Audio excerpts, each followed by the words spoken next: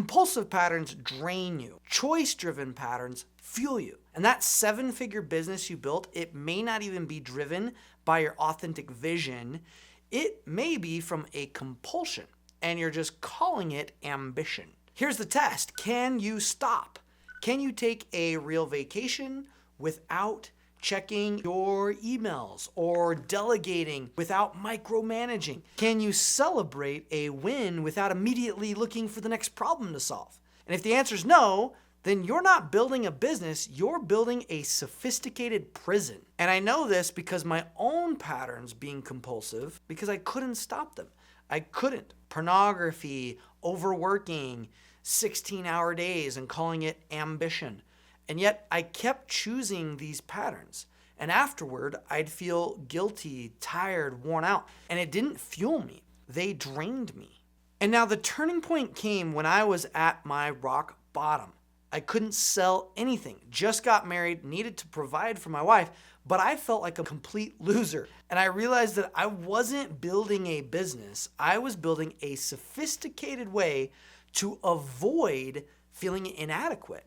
And that's when everything actually clicked, though, was that true power comes from choice, not compulsion. So think about your last big win. How long did you celebrate before looking to the next problem to solve? Most entrepreneurs, they think they're ambitious, but ambition and compulsion, they feel completely different in your body. Here's the distinction. Authentic drive energizes you. It serves others, and it builds every area of your life simultaneously.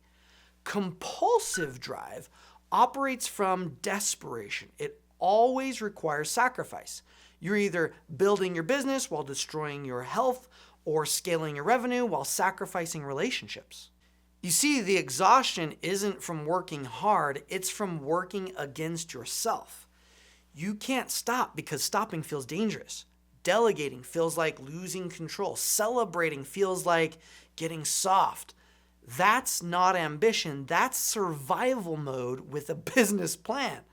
It's not your strategy that's broken, it's the source driving the strategy. And you're not just scaling a company, you're scaling internal patterns. You're scaling your identity along with it.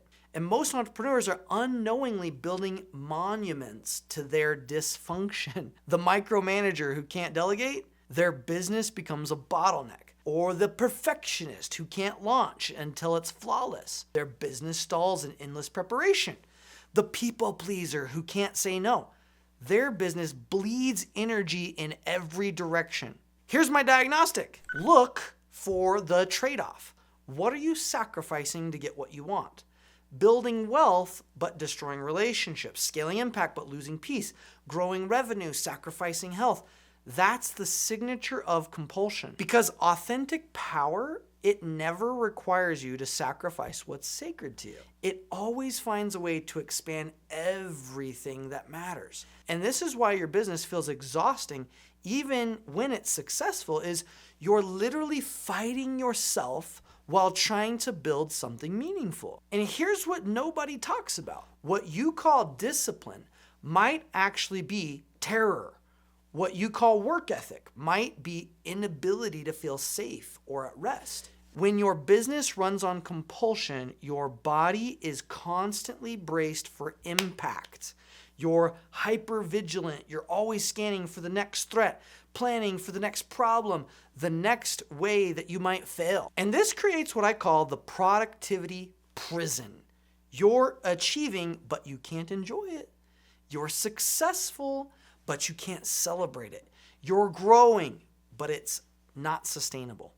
The real cost isn't the late nights or the missed dinners.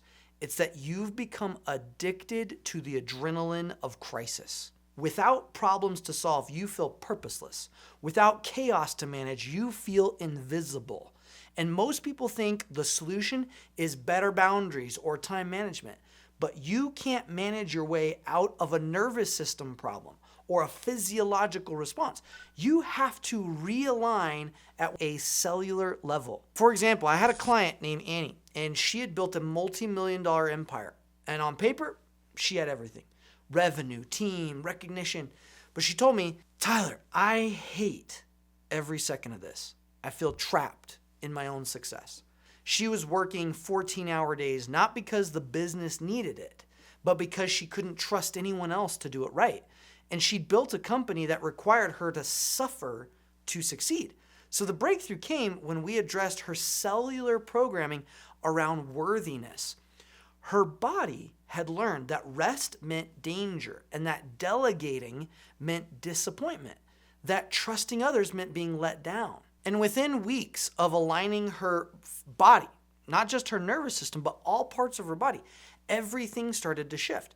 She delegated core functions. She took her first real vacation and enjoyed it in 3 years. And her revenue increased because she wasn't micromanaging every decision. The same business model, same market, completely different experience. The switch wasn't strategy, it was cellular. When her body felt safe receiving support instead of giving, the empire became sustainable. And within weeks of aligning her entire body, everything started to shift. She delegated core functions, took her first real vacation, and where she enjoyed it. Her revenue increased because she wasn't micromanaging every decision. The same business model, same market, completely different experience. And the switch wasn't a strategy or a mindset thing. It was cellular. When her body felt safe receiving support instead of giving everything, the empire became sustainable. So you see, when your identity aligns with your vision, resistance disappears. But most entrepreneurs are trying to force a vision that their nervous system and their body are rejecting. So here's the shift. Instead of overriding your body's resistance, you realign your body to support your goals. It's not about positive thinking or willpower. It's about cellular programming. When every cell in your body believes success is safe, growth becomes natural and a choice instead of forced. And authentic power has a different signature. You work intensely, but you recover deeply. You push for excellence, but you celebrate your progress.